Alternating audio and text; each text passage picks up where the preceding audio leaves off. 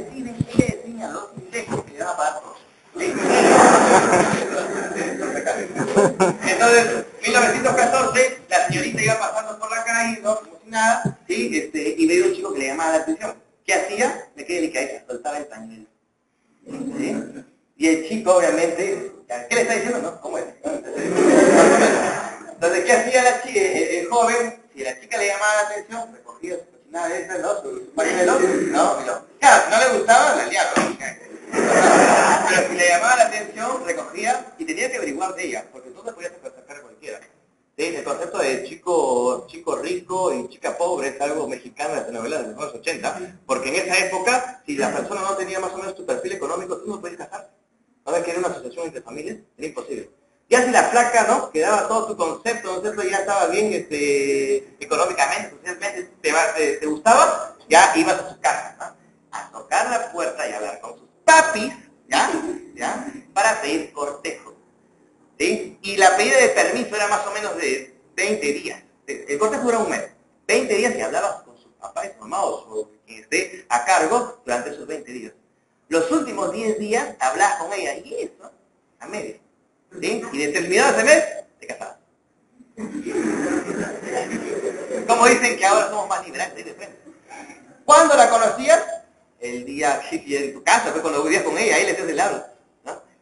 Entonces las cosas eran completamente distintas, ¿no? El tema del espacio público y el espacio privado, ha cambiado bastante. Hay chicas que tienen 5 años con su enamorado y no le dicen ni a sus papás, ¿no? Es común ahora, ¿ya? Obviamente el esquema ha cambiado y eso necesita la historia tener en cuenta. Eso por un lado. Y por el otro lado, el tema del espacio, ¿sí? La gente cambia su comportamiento, su forma de actuar de acuerdo al espacio. No sé si ustedes les han dado su material de instrucción de cosas que deben y no deben hacer. A quienes no, ¿no? Por ejemplo, cuando venga el verano fuerte, está prohibido que los chicos vengan, por si acaso, con polo mangatero. No pueden venir. Por eso que no se bañan menos todavía. ¿Ya? No puede, está prohibido. Las chicas no pueden venir con shorts pequeños, más faldas, micro putipas, no pueden. ¿Sí? Está prohibido todo ese tipo de faldas. ¿Sí?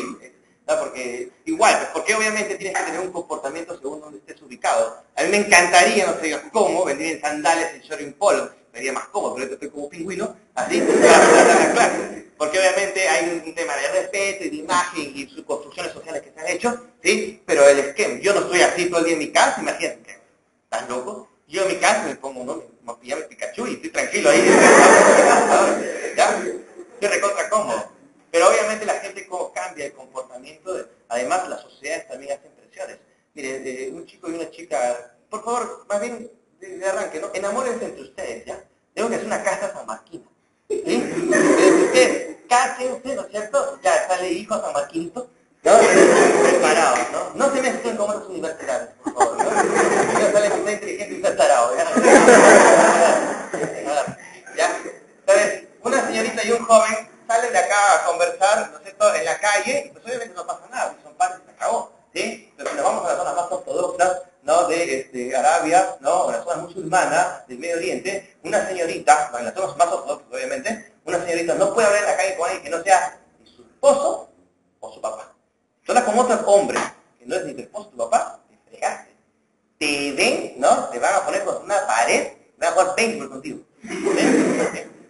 A piedrones te van a agarrar. Porque está prohibido. Obviamente acá la mujer parece algo loco, pero es normal. Pues. Y obviamente la sociedad tiene que tener en cuenta eso.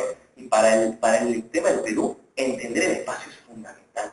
Miren, señores, acá había un presidente que se llamó Balta en el siglo XIX que comenzó a construir ferrocarriles y nos llevó a la quiebra por una sencilla estupidez. No entendió nuestro espacio. Tú cuando ves el mapa de los Estados Unidos, tú lo ves plano, pues porque tú lo ves hacia arriba. De arriba para abajo. Claro, algunos cañones tienen, Europa tiene escala, el Perú. ¿Es así? El Perú es la cosa, sí, pero ahí, a la miércoles, ¿no?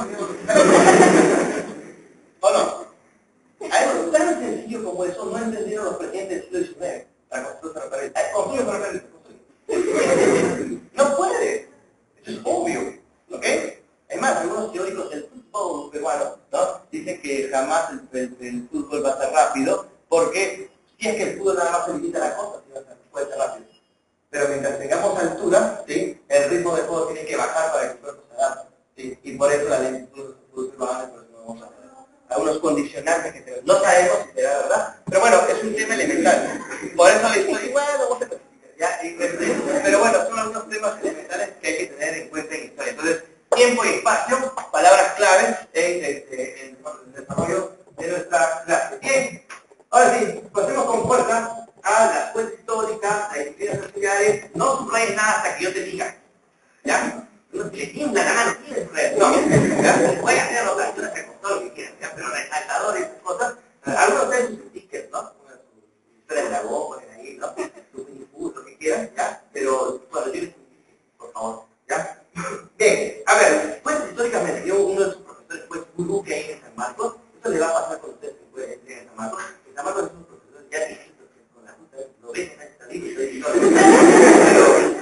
estos profesores cráneos, ¿no? Estos profesores que tú entras, acá te buscabas temprano porque jalabas tu carpeta y la ponías al costado. Porque el profesor se sentaba acá y hablaba en un radio de creo que 2 metros en la redonda, nada más.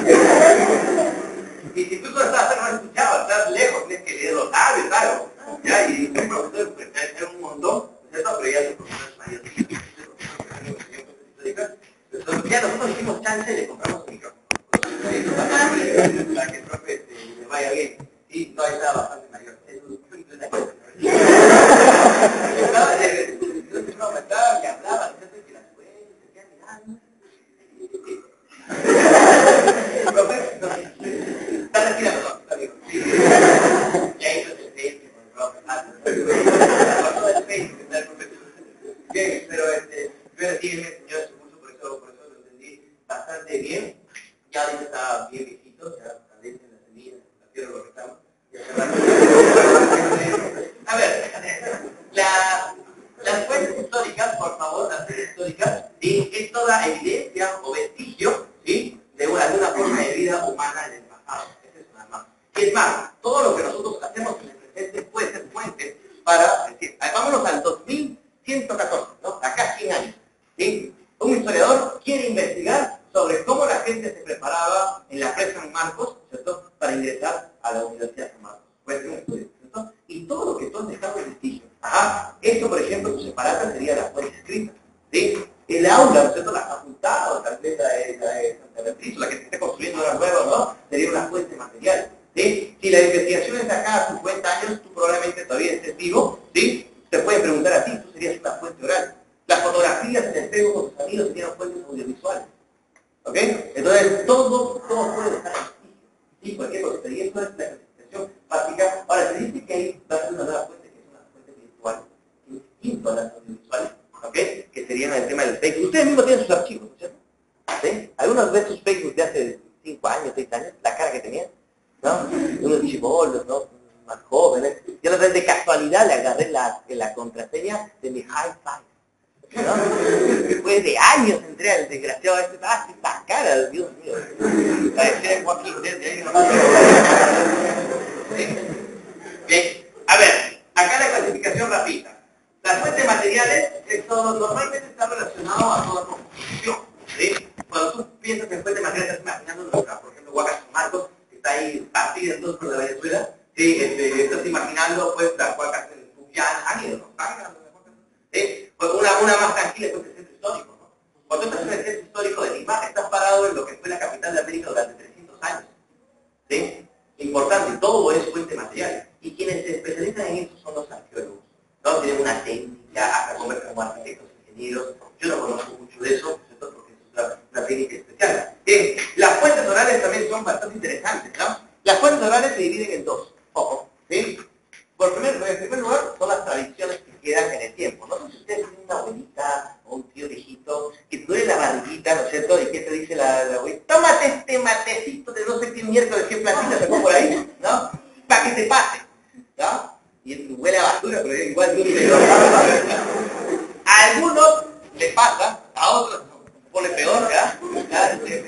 Pero ese conocimiento es milenario, viene de años, desde antes de la llegada de los españoles, ¿no? Y es gracioso porque muchos de esos conocimientos, por ejemplo, a nivel de medicina, la medicina actual, ¿ya? Con la tecnología que lo han analizado, es que realmente esta plantilla tenía esa propiedad para quitar el dolor en pedazos del cuerpo.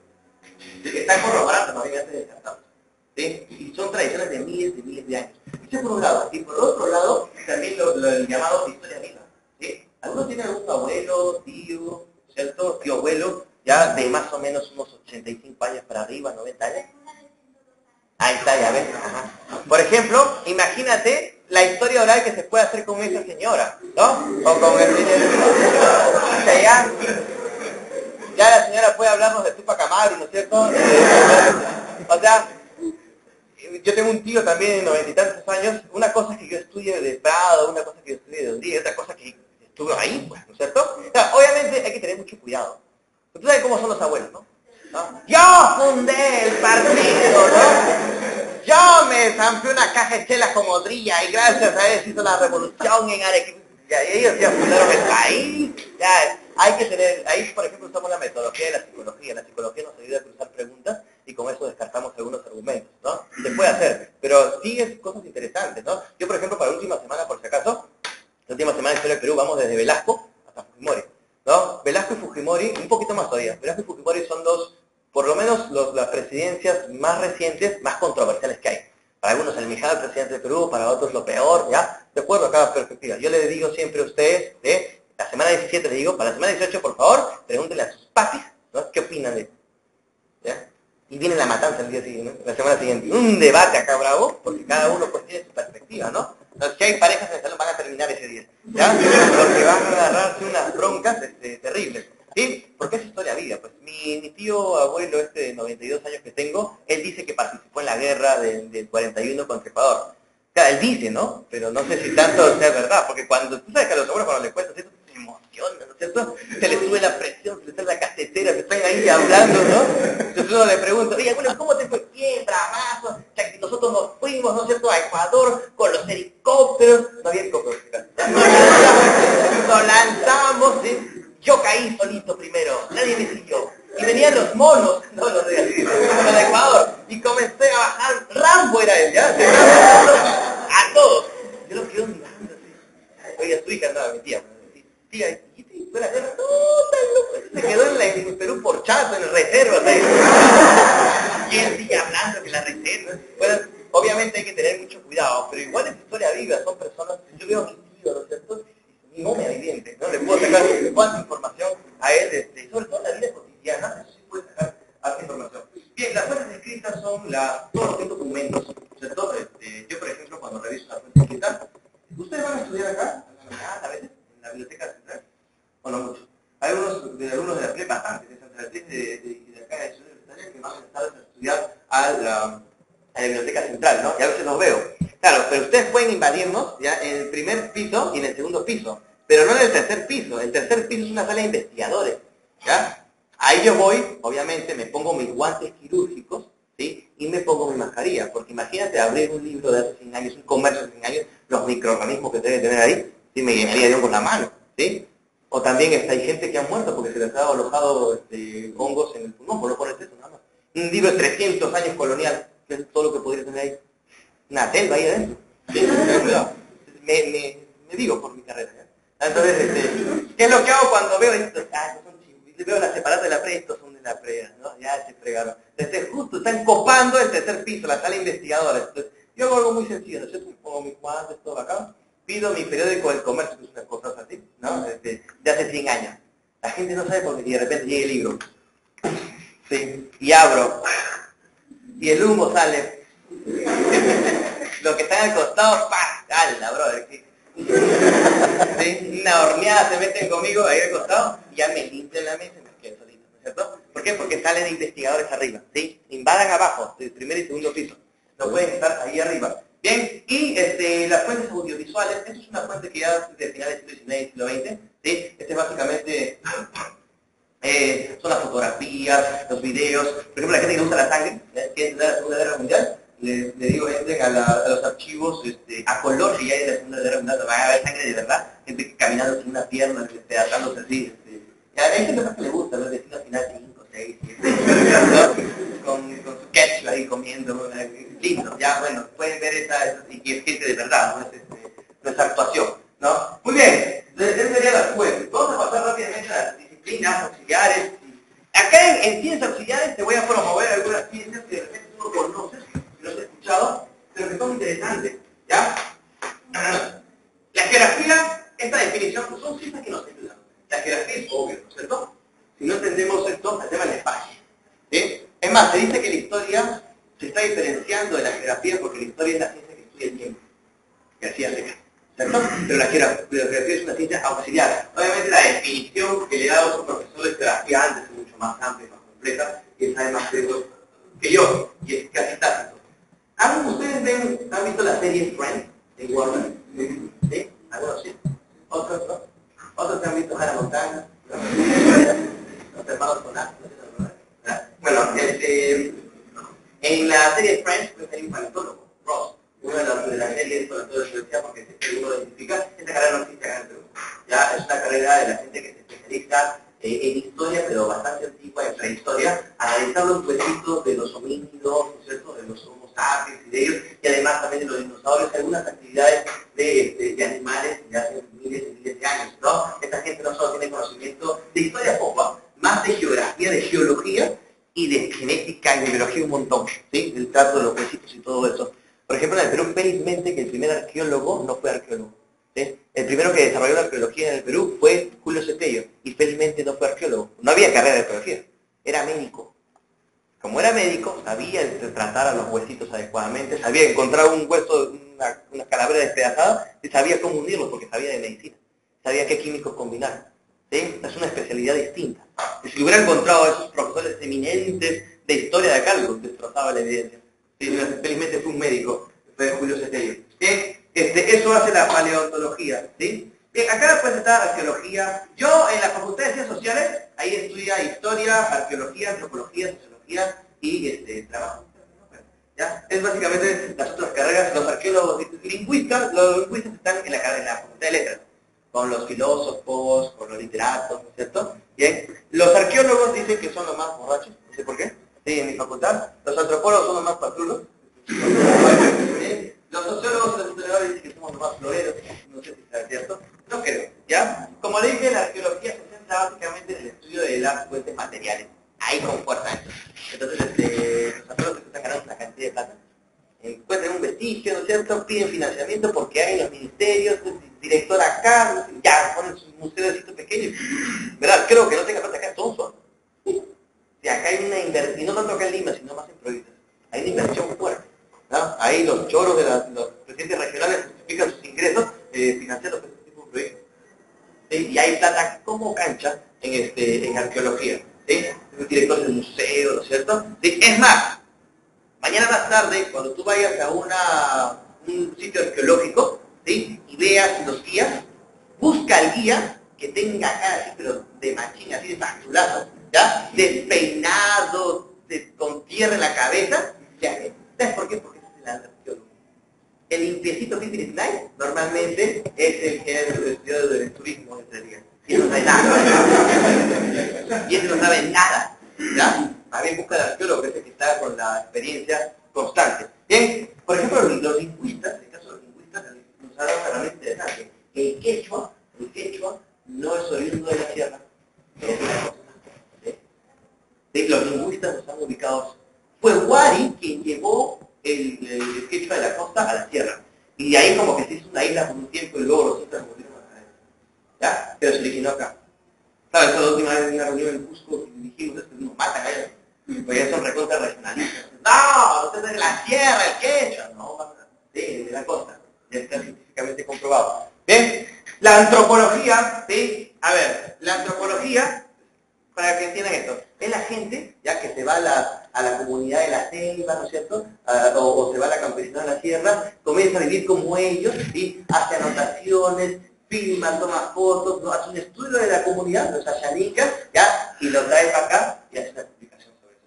Ahora, en eso no gana nada. ¿Ya? Son algunos antropólogos, ¿no es cierto?, que se dedican a eso. La gran mayoría están metidos en ONG, en el Ministerio de Cultura, ¿no es cierto?, en el Ministerio de Inclusión Social, ahí están con fuerza ganando plata fuerte. ¿Sí? Por si acaso, ustedes cuando terminen en San Marcos, un bachiller de San Marcos, ¿sí?, sin mucha experiencia, recién salido, no debe bajar su sueldo de 3.000 soles. No debe bajar. Y ustedes tienen que verlo así.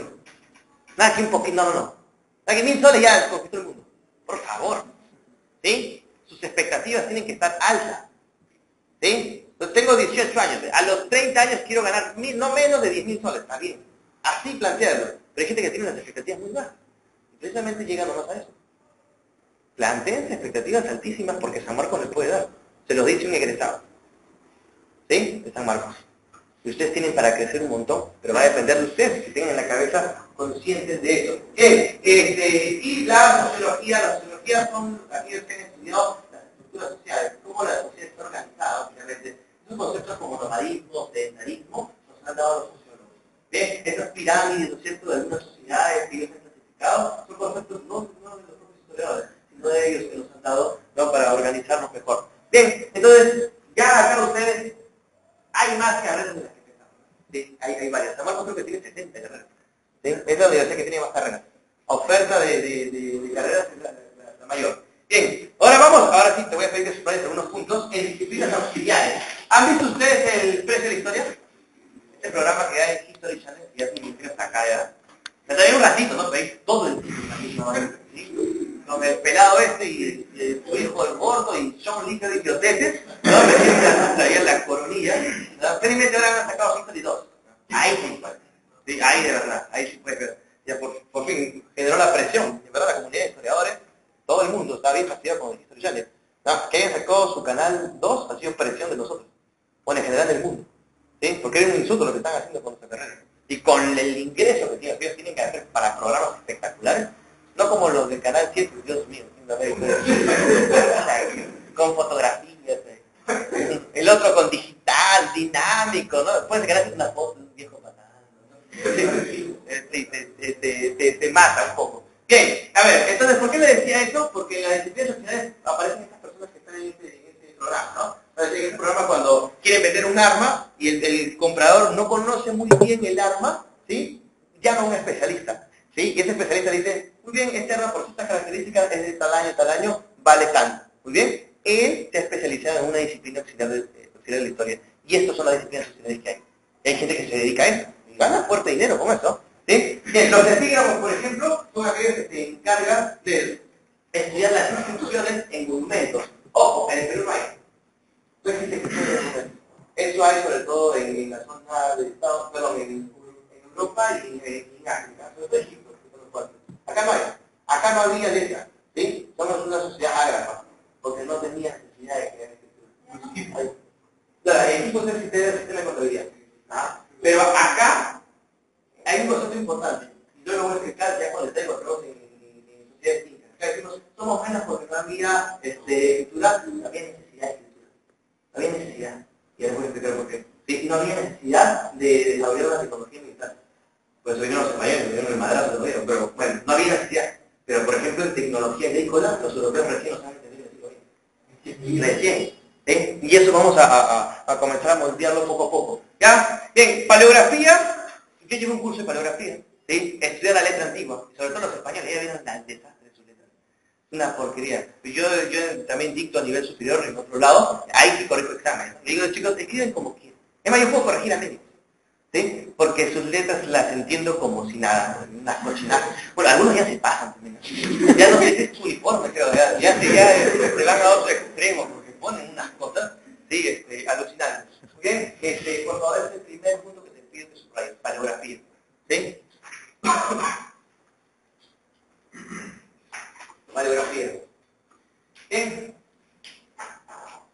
La genealogía también es un punto, no sé si ustedes han tratado de investigar sobre quiénes están, ¿no?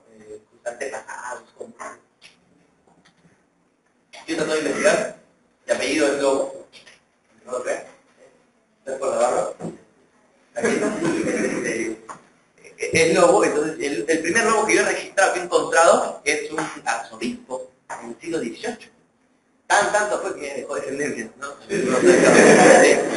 Y incluso también un artista que se llama Lobo del siglo XVI de Portugal, que es lo que estamos más o menos rastreando, no lo he ubicado, ¿no? Hay gente que se dedica pues, a eso, y tiene la metodología, ¿no es cierto? Busca los escudos de la familia. Por el otro lado, por la familia de mi mamá, hay una sección de tíos, pues tú sabes que toda la familia es una sección de tíos que alguna vez tuvieron plata que no tienen nada, ¿ya? Pero pues ustedes vienen con el abolengo, ¿no? ¡Tú, sobrino! ¡Tú eres historiador! Tienes que buscar la investigación de nuestra familia, los linajes, venimos de allá del abolengo español, ¿no? Traernos, ¿no? Espérate con tiempo para hacer otras cosas. Me parece completamente racional, sin sentido, el tema del apellido. Nosotros somos los que nosotros construimos, no que viene detrás. Bien, a nivel nacional. La diplomática, por favor, son los no tiene nada que ver con la diplomacia. ¿Sí? Son aquellos que se dedican a estudiar los diplomas. Así de sencillo. Nosotros tenemos estudiantes y hay gente que se dedica a eso. ¿Sí? Pues de repente tú le das un diploma, un título de San Marcos, ¿no? De medicina. ¿Ya? Entonces, pero no dice el año. Pero esta persona que es especialista en este tipo de diploma, lo va a ver según el tamaño de la letra, según el tipo de letra, según el tamaño del cartón y todas estas cosas, ¿sí? Va a identificar más o menos entre qué años puede ser. Gente que se ubica, ¿sí? Y gente que le pagan fuerte. ¿Sabes quiénes son los financiados fuertes? Son estas personas que están relacionadas con el mercado negro, normalmente. ¿Sí? Y que están conectados con los coleccionistas, y que coleccionistas, gente millonaria, ¿no? Entonces, que le pagan lo que le da la gana para que le diga de dónde se hace cositas, ¿no? Y están ahí. Son rentables, ¿no? Pero también la ética a veces no queda bien establecida. Bien, la heráldica, ¿no? Estudia los escudos y blasones. Los blasones son escudos de armas. Ya, eso acá no hay porque no hay activos. Esto es más para la Edad Media, ¿no? Lo que es bollo, papá y o lo que es el señor salido, los escudos es necesario para entender la Edad Media, pero después, no, lo que es los reyes en algunos casos también. ¿Sí? Ajá. Pero en el caso del Perú, como escudos, no hay, no existen. Bien, y a la numismática, que por favor subrayen también si me pregunta, ¿sí? El estudio de las moneditas. ¿Alguno tiene las monedas, las primeras? ¿Las monedas de BCR? Porque acá se llama de tocar el dato, ¿eh? La primera moneda que sacó el BCR, las primeras, ya vale 10 dólares. ¿Era muy cambiar? Creo que había una que no recuerdo cuál, pero hubo la primera que sacó y está en 10 dólares. ¿Sí? Y va a seguir igual no por acá. ¿Sí? Por el mercado negro. ¿Sí? Hay una oferta ahí. Pueden hacerla. ¿Ya? Esto, por ejemplo, es muy interesante. Perú tiene un museo de numismática en el centro de Lima, el BCR, el museo del BCR, es gratuito. Vayan, ¿sí? Está abierto. ¿Ya? Lo promuevo, ¿sabes por qué? Nadie va. ¿Ya? Nadie va. Está el de seguridad, ¿ya? Un grillo y pasa, ¿qué pasa, no? Vayan porque es completamente al otro donde van, también en tu país van, ¿no? El de la Santa Inquisición. ¿No? Él también está, espera su ratito, un par de mongos como tú, lleguen también, 15 minutos, ya, y dan la vuelta, ¿vale? Tengo unas media hora, pues vas a ver los castigos. Estamos buscando en la empresa Marcos implementar uno de estos castigos, aquí, sobre todo para que llegan tarde. Felizmente, les toco a las 4. Si les tocara a las 2, ya vienen, ya. Pregúntale al cabo de los costados, ¿cómo han bailado? Enseñaba a bailar, hold up. Bien, a ver. Periodificación. Sí. Ahí acá hay abajo un esquemita, ya para terminar cerramos los temas conceptuales. ¿Sí? Acá hay una ahí también. Acá hay una que dice clasificación cronológico acontecimiento. Bien, esto que dice clasificación cronológico acontecimiental ha sido pregunta. ¿Saben cómo va a ser la pregunta de la pre? ¿Sí? ¿Cuál es el criterio de clasificación, ¿no? Del estilo universal? El criterio de clasificación, aquí está, cronológico acontecimental, ¿no? Ciertos cambios, ¿no? Que hay acontecimientos claves que cambiaron la vida de la historia. ¿Sí? El primer momento clave es la invención de la escritura. ¿De parte de qué cultura? ¿Qué cultura? ¿Con la invención de la escritura? ¿Ah? Ajá, ¿dentro de Mesopotamia está el primer pueblo? Sumerios, ahí está. Los sumerios con la escritura cuneiforme. Y después también se hay por ahí la escritura jeroglífica, pero como escritura también se debate, pero como escritura, bueno, los cuneiformes, ¿no? Luego va a haber el cambio de era, aparentemente una explosión fuerte fue la caída del Imperio Romano de Occidente, ¿sí? ¿No? Y que en realidad aparece como en la Edad Media. La Edad Media a veces lo imaginamos, lo relacionamos siempre con la era feudal, lo que pasaba en Europa, pero en realidad, usted puede pensar, lógicamente, la Edad Media es la vida del Imperio Romano de Oriente, de Bizancio, porque aparece un poco antes de Bizancio, pero estuvo todo en la Edad Media vigente, perdón, y ¿cuándo cae la Edad Media? Con la caída de Constantinopla, que era capital de Bizancio. ¿Sí?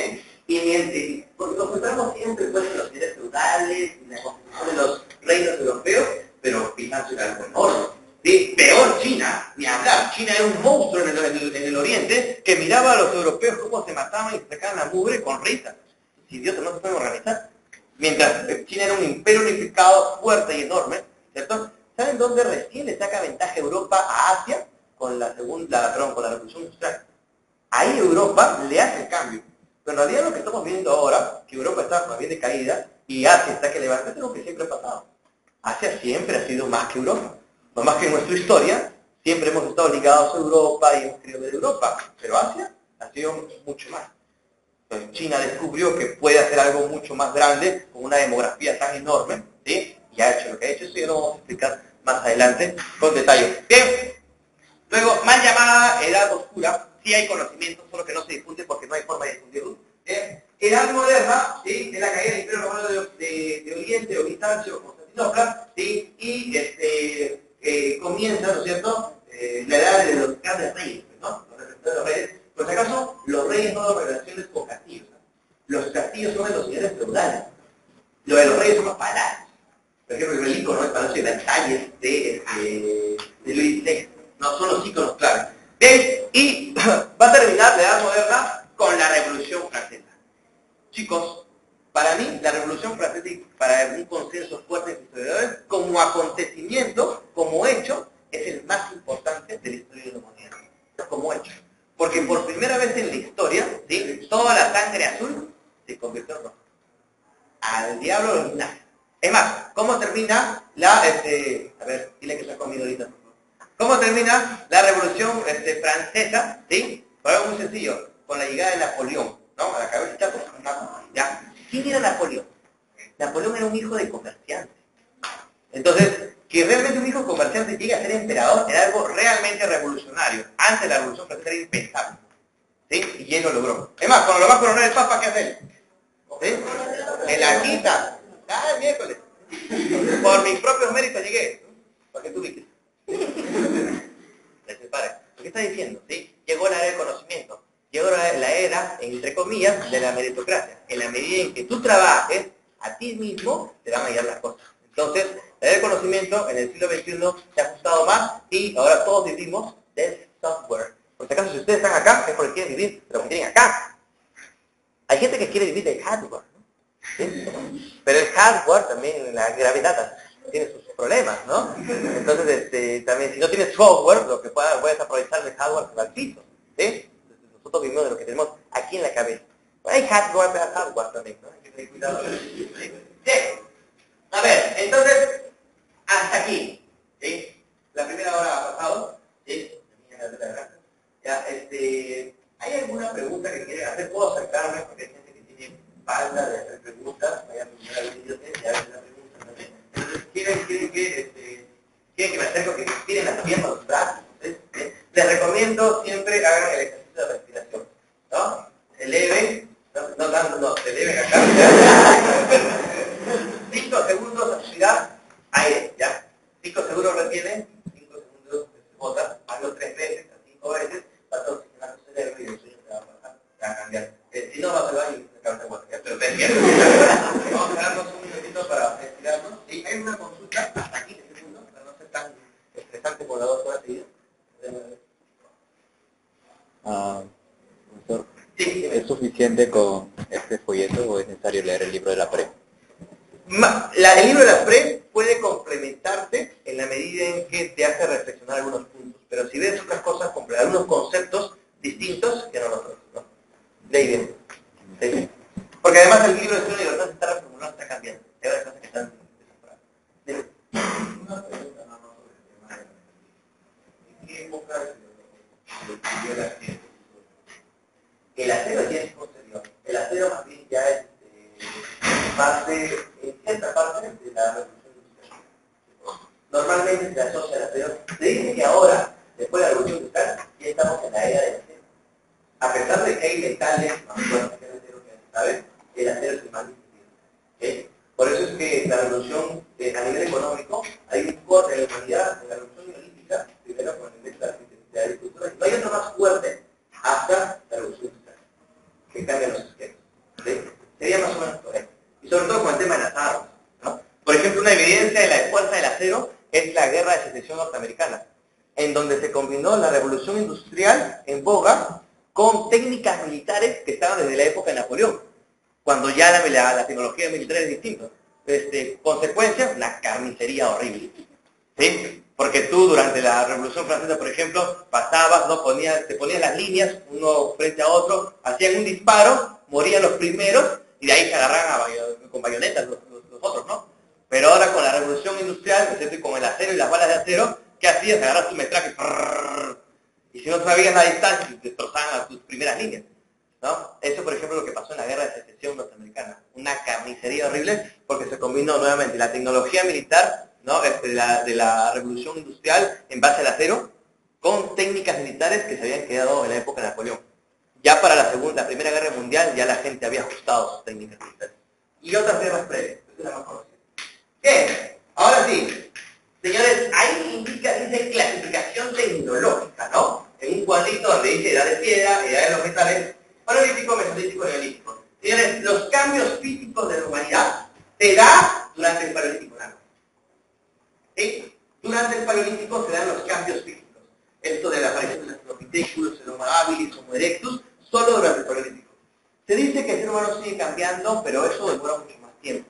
¿Sí? Así que desde el paleolítico superior para adelante, somos cromañón. Todos somos cromañón. Algunos más mañón, pero bueno, todos somos, ya, vamos por esa tendencia. ¿Sí? Sapiens, nos quedamos ahí. Entonces voy a elaborar rapidito un esquema para que entiendan sobre todo el tema de la evolución. A ver.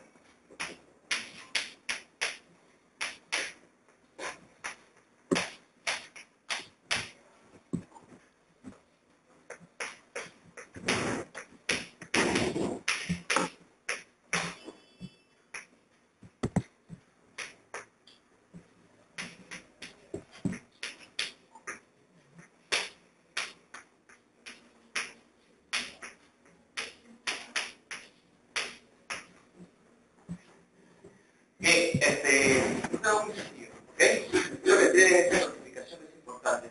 El pobre de Darwin, cuando plantea en el siglo XIX la teoría de la evolución, lo comenzaron a plantear, cuando sacaron la mugre, la Iglesia Católica, esta imagen, ¿no? Le puso cuerpo al mono y decía que vinimos del mono. Bueno, él nunca dijo que venimos del mono.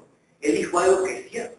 Él dijo que el cuerpo humano, o cualquier ser vivo, se adapta al medio ambiente, ¿sí? Para poder sobrevivir, ¿no? Y en esa adaptación va a cambiar físicamente, ¿sí? Porque si no cambia, se muere. ¿Ok? Entonces, y eso no tenemos que irnos a la historia para comprobarlo. ¿Ok? ¿Por qué en África la gente tiene pigmentación un poco más oscura que en otras zonas del mundo?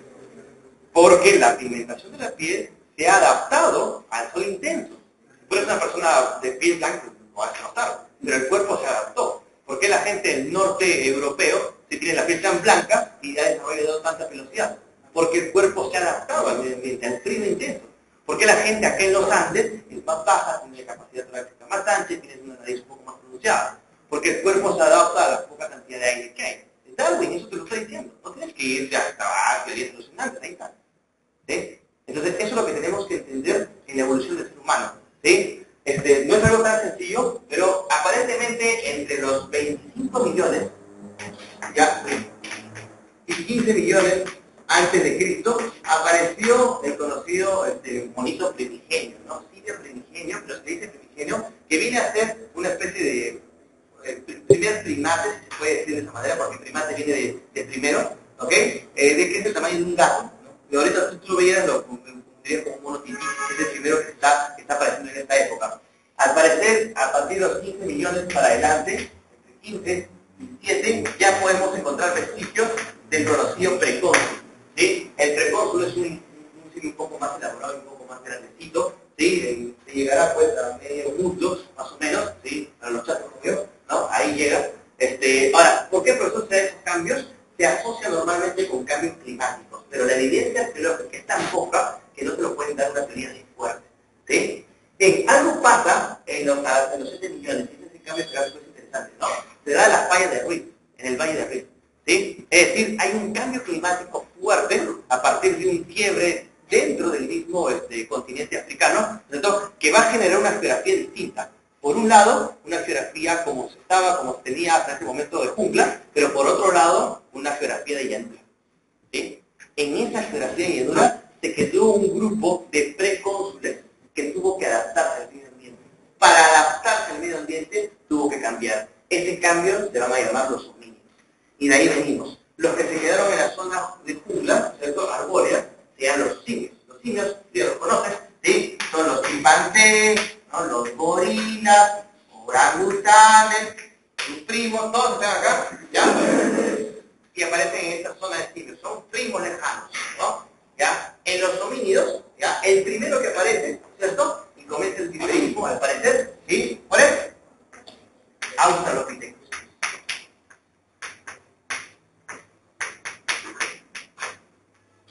Ahora, antes se ponía el Australopithecus y después del Australopithecus estaba el Homo habilis. Aguanta. No, es un género aparte. ¿Sí? La especie Homo es un género aparte. No le sigue el Australopithecus, es otra rama. Y de acá sale el conocido habilis, ¿cierto? Erectus, sapiens sapiens.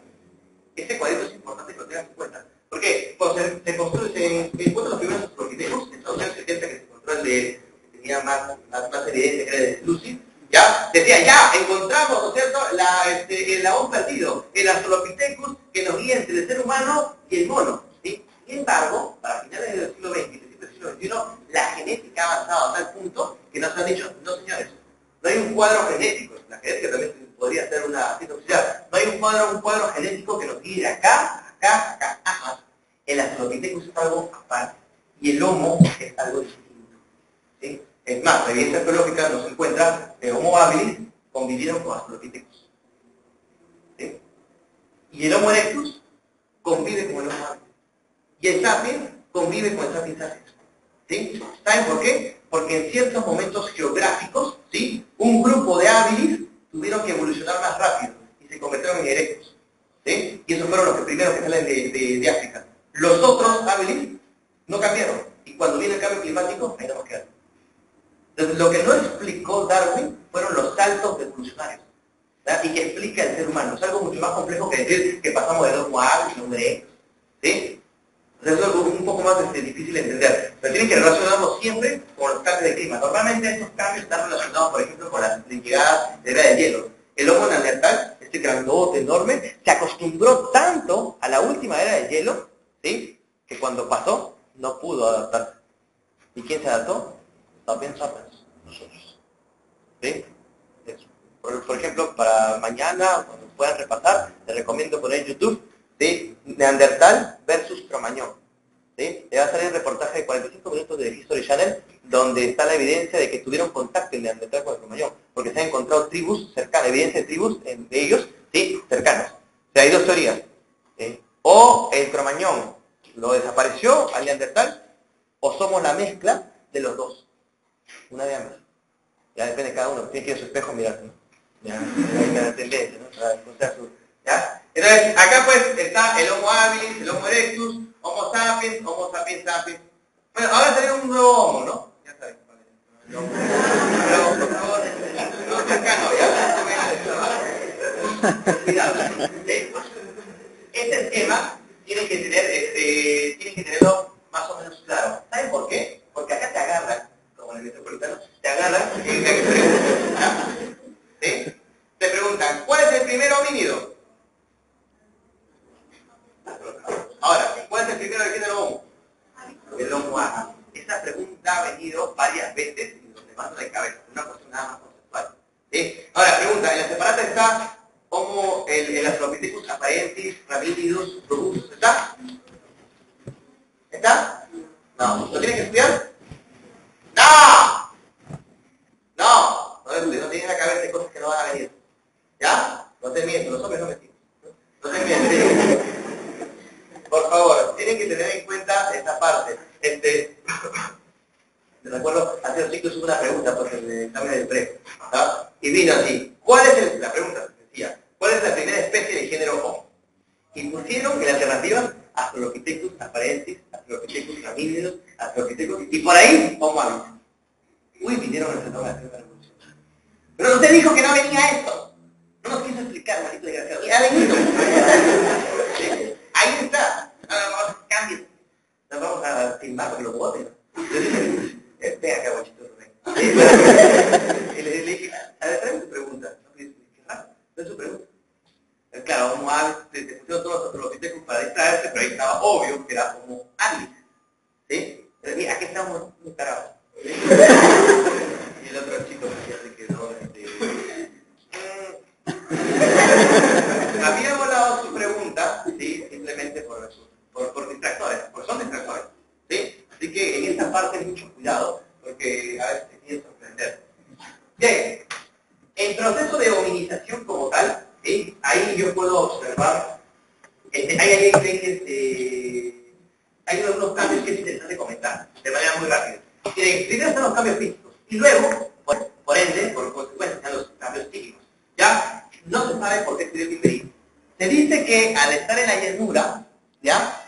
Se obligó al bipedismo. ¿Pero por qué la llanura? Más bien estar en la llanura hubiera sido más sencillo adaptarse como un felino, ¿no?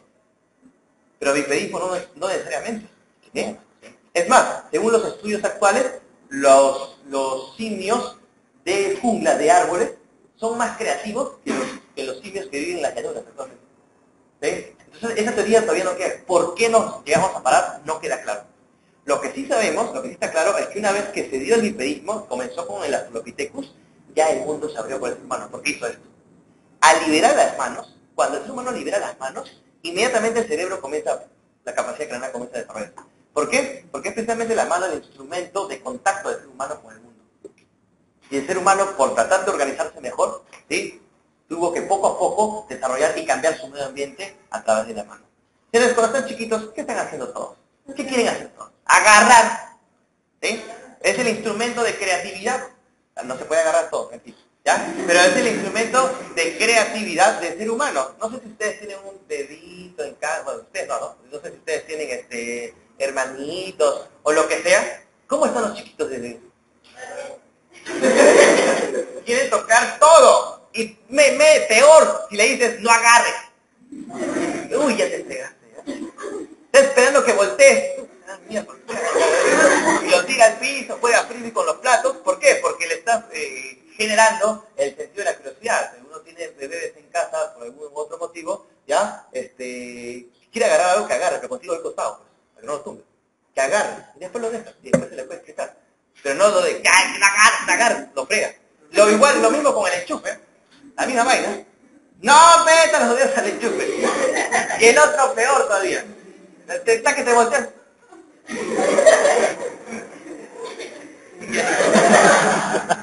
Y ahí comienzan los pelos parados. Por favor, ¿sí?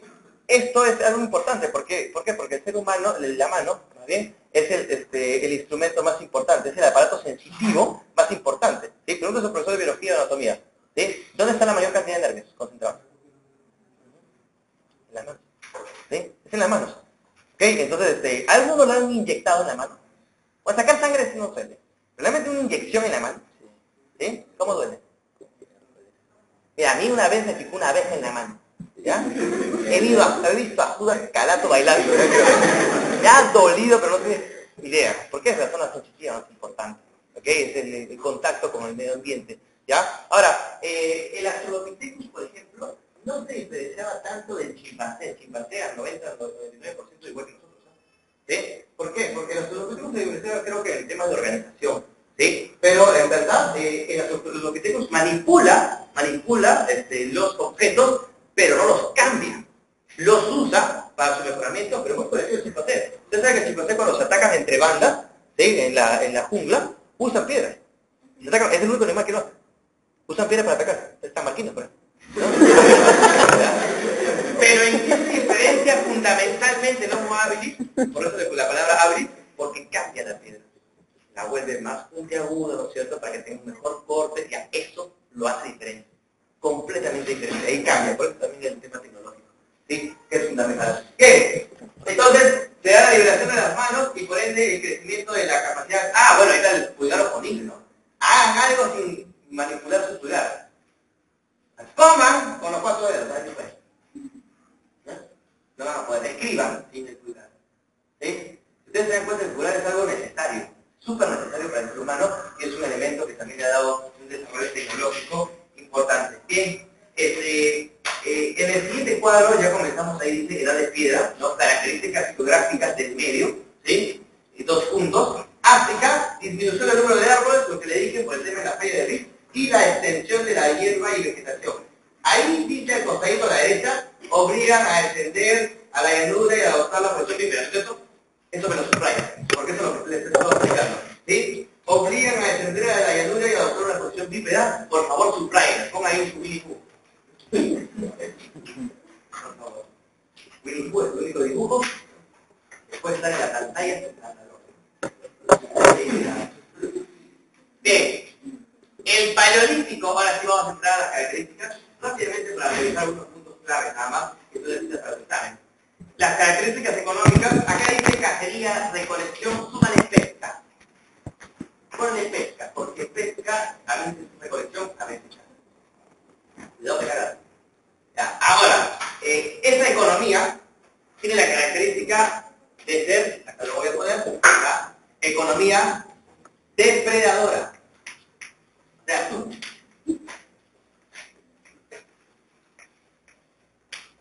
A excepción de los estados, pero los derechos que trabajan, los demás son economía depredadora. O sea, llegan a su casa a depredar todo lo que pueden. ¿Sí? Algunos llegan después, no, piden las tres manos, sigan siendo. ¿No? Se atragantan en el refrigerador, ¿no? Bueno, entonces son depredando sus cosas, su casa, perdón, son economías depredadoras, con este guerrero. ¿Sí?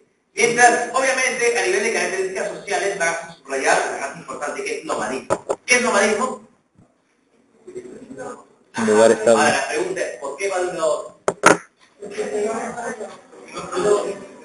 Ya, depredan ciertas zonas arbóreas, ¿no es cierto? Y van a otras. Además de eso, ¿sí? Ellos van a seguir a los animales que están cazando. Ustedes saben que los animales, normalmente los que cazan el ser humano, tienen una migración instintiva.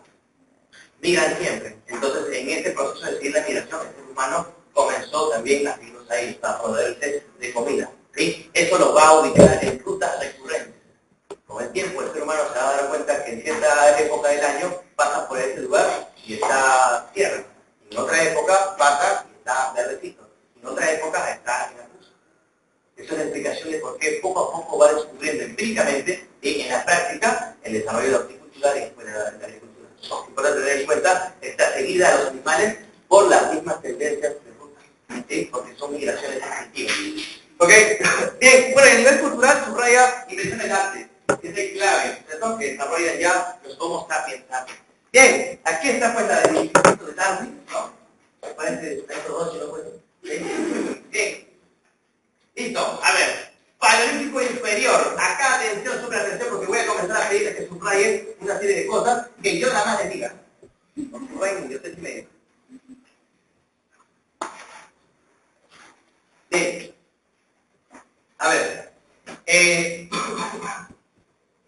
Aquí está el Australopithecus, dice, fue el primer homínido bípedo, subraya eso, el primer homínido, ¿ya? Cuidado con la pregunta, cuidado que te dice primer homínido Australopithecus.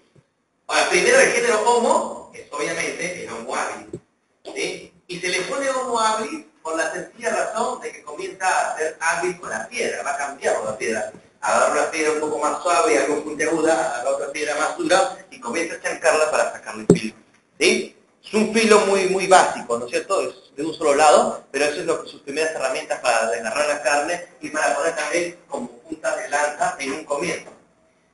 El que al parecer es el Homo erectus. En el caso del Homo erectus, normalmente nos centramos en una serie de características. Yo quiero resaltar también, además, sus características. El Homo erectus, los estudios sobre el Homo erectus están relacionados con su capacidad para elaborar unas herramientas espectaculares. Él es el esquema de bifacio, es decir, saca punta por un lado y también por el otro lado, ¿no? Y además deja algo acá básico para que lo puedas agarrar. De esta manera es una especie de protocuchillo, ¿sí? Teniendo los profesores de la gente del Agustín, del Callao, ya por ahí. De repente uno viene por ahí. Ya, entonces, ellos son los primeros. Ahora, lo más importante del Homo erectus, que ahí está indicado, logró el control del fuego. Control. ¿Ah? No descubre. Hay otras cuatipres que dicen que descubren. ¿Ya? Pero nosotros leemos. Entonces, es control del fuego, porque se han encontrado evidencias también de la época de Homo habilis. ¿Ya? Al parecer. Entonces, pero no sabemos quién lo descubre, porque ¿cómo se puede encontrar que lo descubre? Es un poco difícil. ¿Sí? Alienígenas ancestrales, que significa todo. ¿Sí? Que viajamos, ¿no? 20.000 años antes, millones antes de Cristo.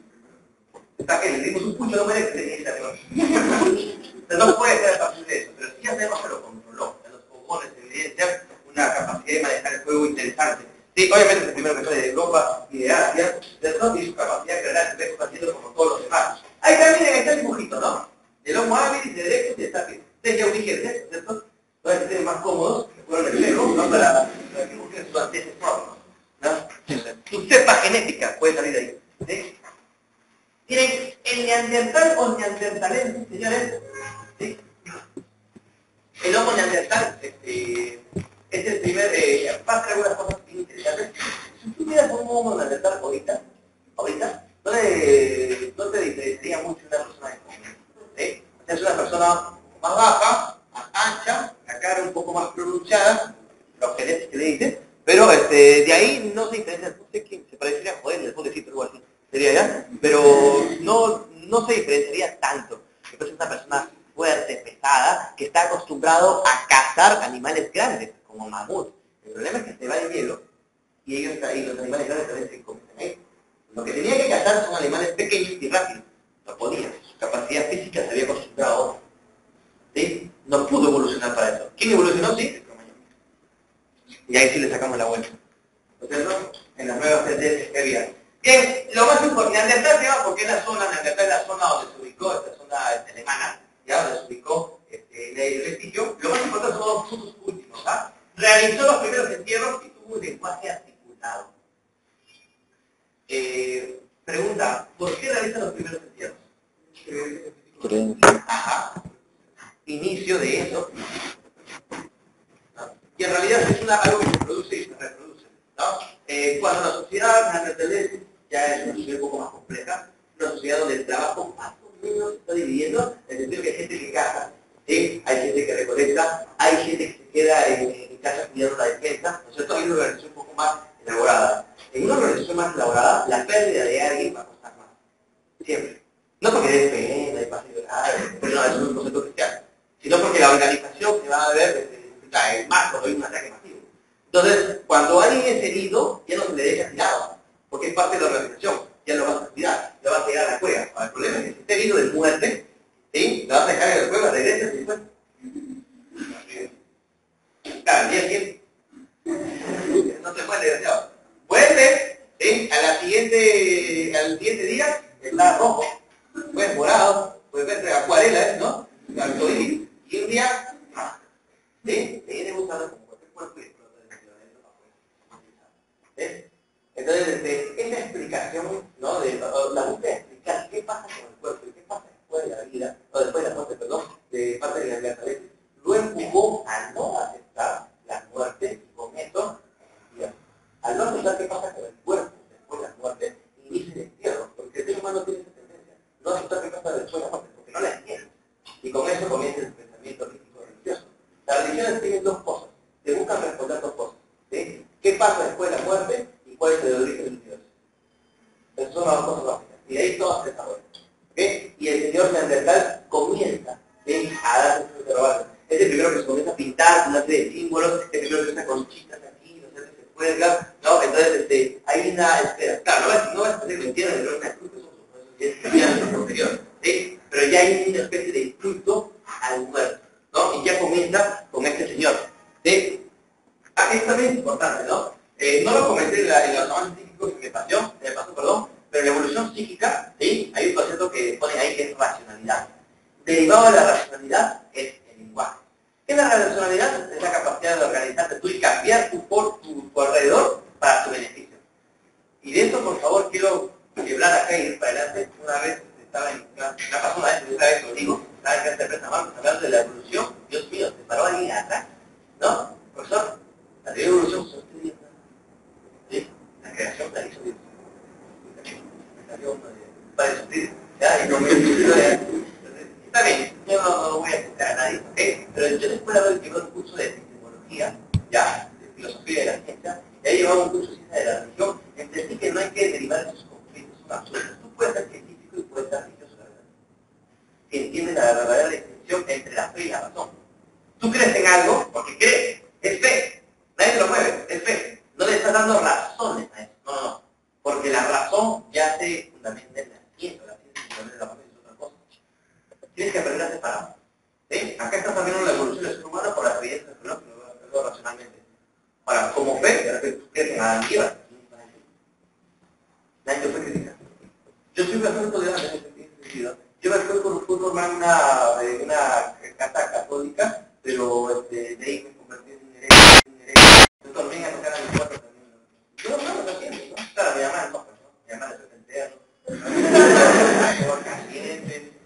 Yo no salgo por eso con ellos, cuando están ahí hablándome, una vez me tocó un chico que dijo, no, sí, porque si ustedes ven a nivel geológico en esta época hubo un cambio y Moisés sí pudo levantar las aguas, estaba en clase, me dijeron. Si tú crees en el milagro, es porque el milagro no se puede explicar. El milagro es milagro porque no se puede explicar. Es fe. ¿Por qué tú estás argumentando esa estupidez? Es fe. Tú no eres perfecto para ser creyente, ¿verdad? Y a nivel doctrinal y a nivel dogmático, tú y yo jamás no vamos a poner de acuerdo. Vamos a hablar a nivel de términos filosóficos.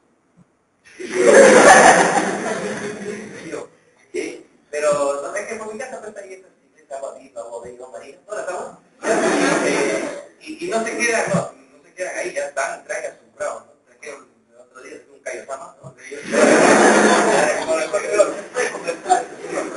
Ahí tendencia. Entonces, para que no haya este tipo tranquilamente, claro, lo que tú quieres. Bien, y tuvo un lenguaje articulado. El lenguaje articulado, por favor, no es ir gritando como el homo erectus o el homo habilis. El homo sapiens, el neandertal ya tenía las mismas cuerdas vocales. Ya tenía igual de desarrolladas. Lo más que nosotros lo hemos perfeccionado. Pero ya hacía diferencia de sonido. Eso es lenguaje articulado, ¿no?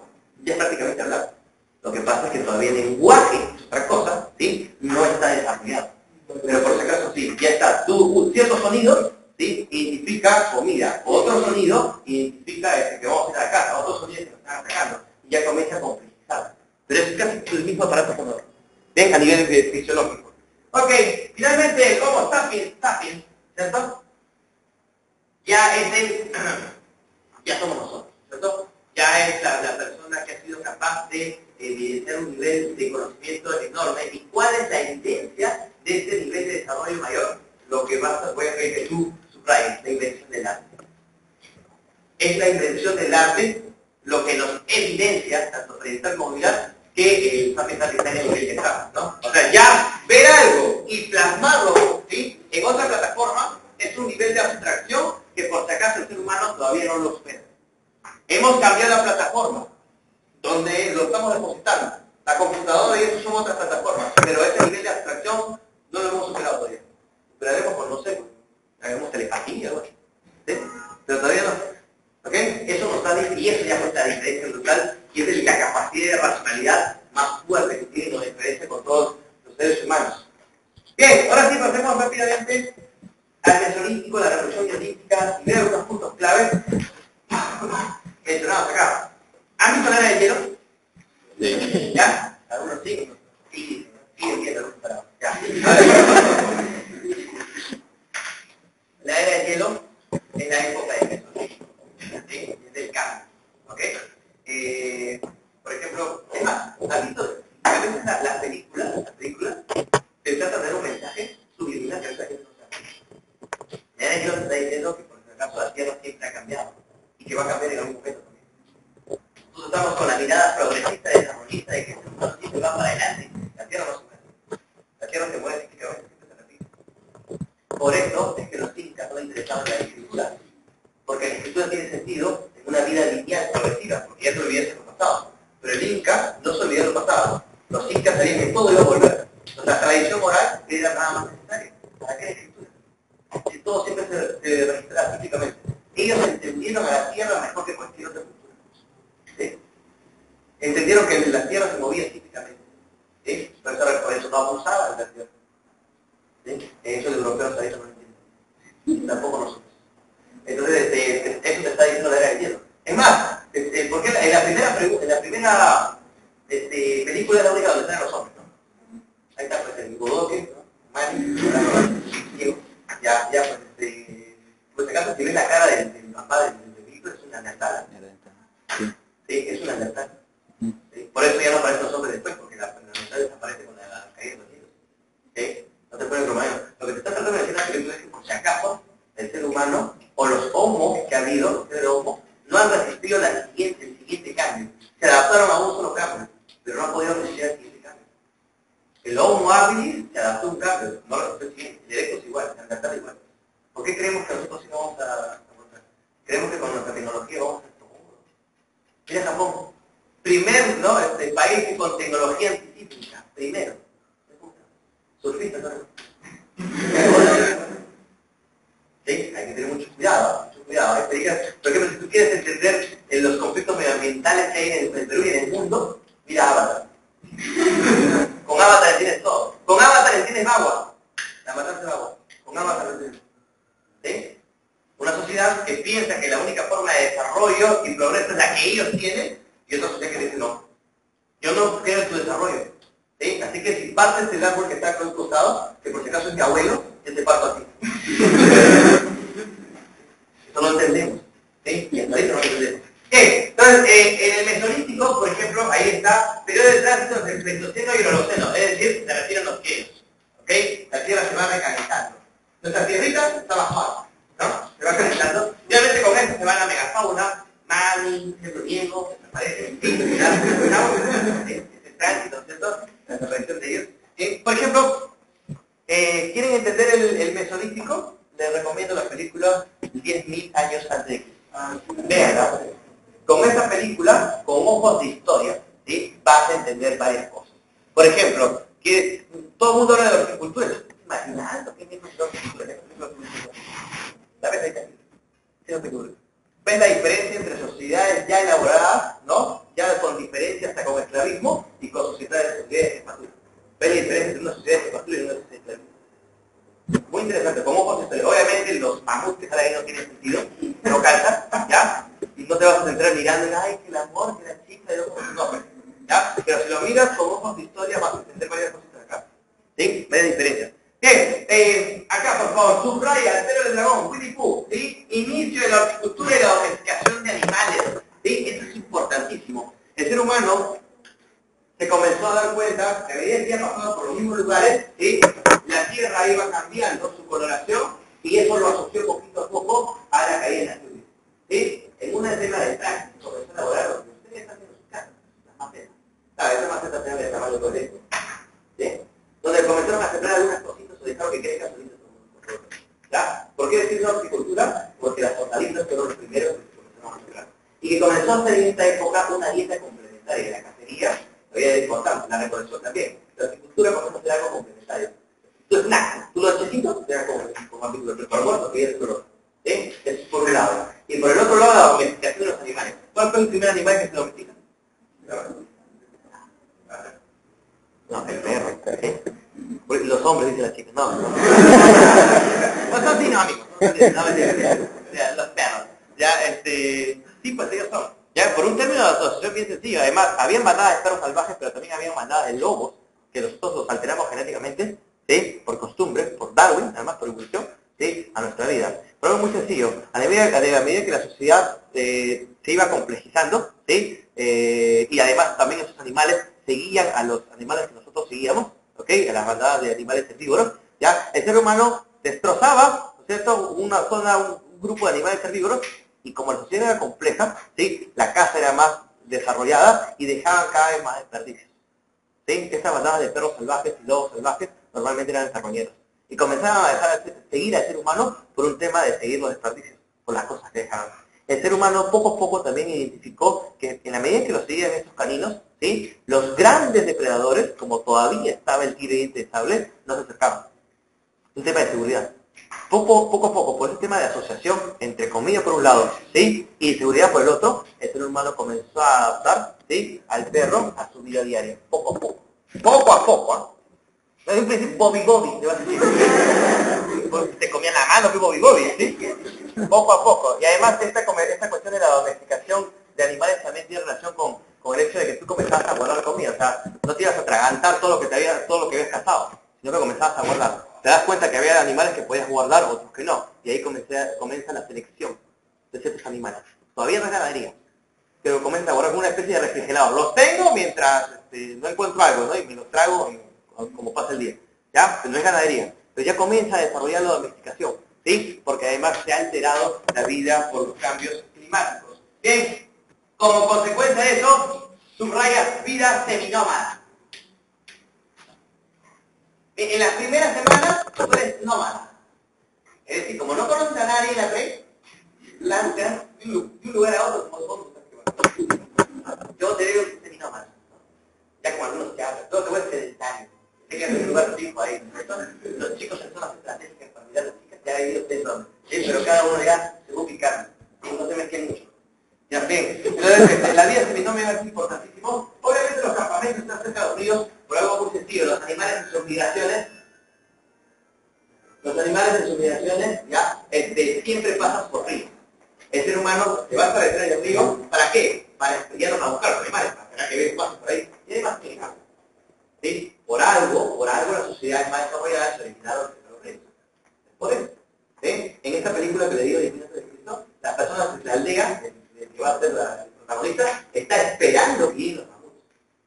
¿Sí? O sea, su aldea ya está ubicada en una zona estratégica. Ya es mesolítico. ¿Sí? No está buscando, sino está esperando que llegue. Vean esa película para que se los ubiquen un poco mejor. ¿Ya? Además que se juntan ustedes. Bien, Neolítico, ¿sí? Del 8000 al 5000 a.C., por favor, esto ya es conocido como la gran revolución neolítica, ¿cierto? Realmente después que el ser humano se dio la capacidad de abastecerse a sí mismo, ya la sociedad cambió radicalmente.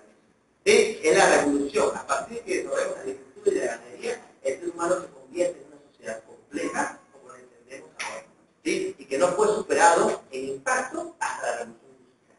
Cambia la forma de vida, cambia la forma de intercambio en muchos aspectos, ¿ya? Y ahí están pues las consecuencias. Entonces, subraya ahí agricultura y ganadería, que ya vienen a ser parte de economía, ya no depredadora, sino productora. Somos economía productora.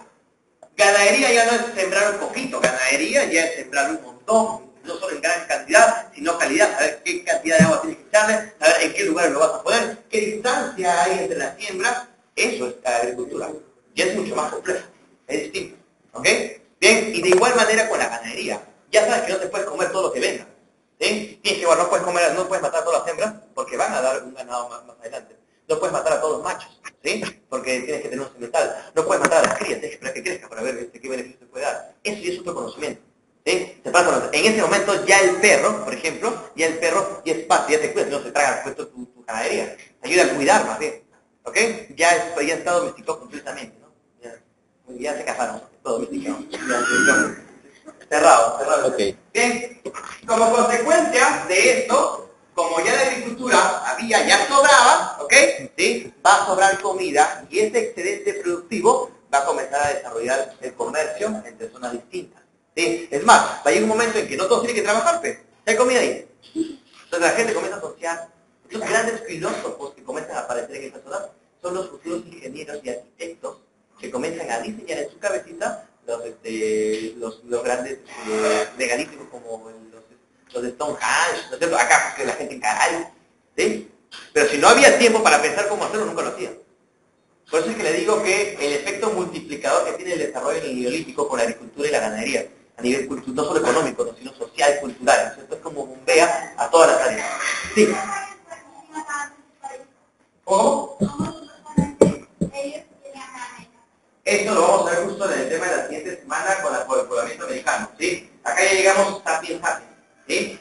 El tema es que nosotros nos tardamos un poquito más en desarrollar esto a nivel de tiempo, por algo muy sencillo. Ahí hay que tener más tiempo de conocer el medio ambiente. Lo recreamos después. Nos costó un tiempo conocer el medio ambiente. Pero después, por si acaso, frente a Europa, le llevamos una ventaja enorme.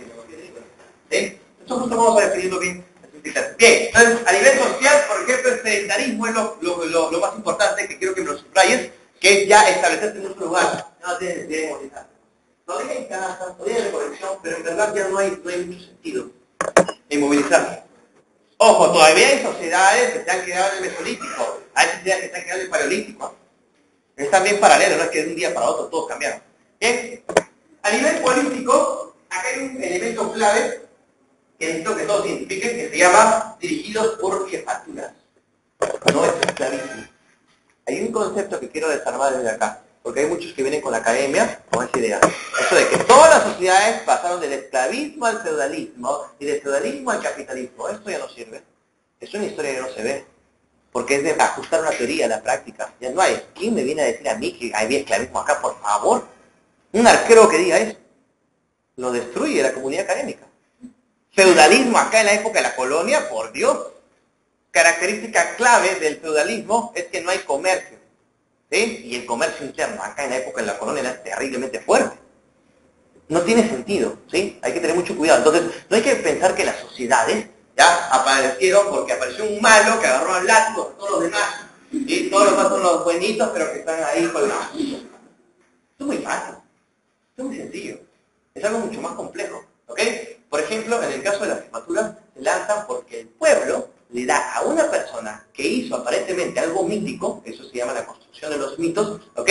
¿Sí? Y que poco a poco va a asumir un liderazgo que el mismo pueblo le da. Es con el tiempo, ese mito y ese liderazgo se va a hacer tan fuerte y tan inconsciente que la gente ni siquiera se va a preguntar por qué se da.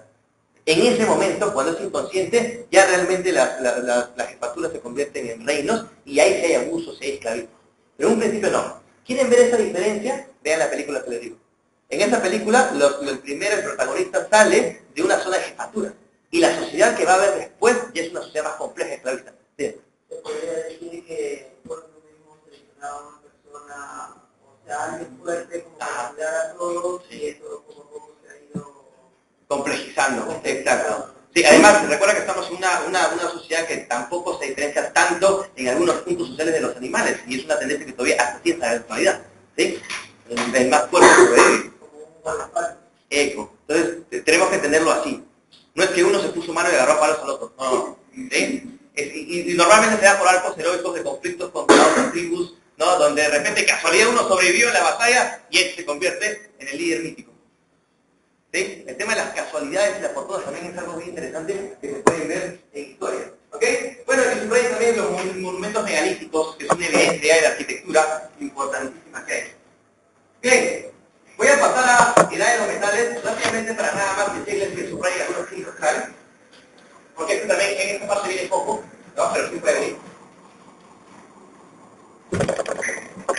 A ver, la edad de cobre, dentro de la edad de los metales tiene que evidenciar como esta edad del tránsito, pero no de tránsito en que ya vas a usar ya no vas a usar la piedra y ya vas a usar los metales, no. La edad del tránsito de la diversificación, donde el metal se convierte en una alternativa más.